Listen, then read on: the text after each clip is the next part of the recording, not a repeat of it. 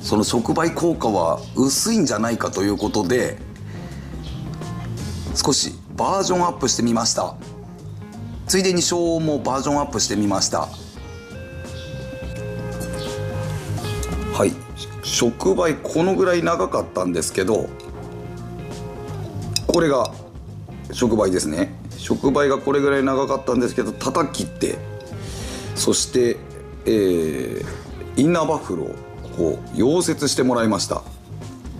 なのでこれがテールエンドになってます。今度エンドの触媒、高回転の時には働いてくれるのか期待してますけども、これがとりあえず後ろと消音をしてます。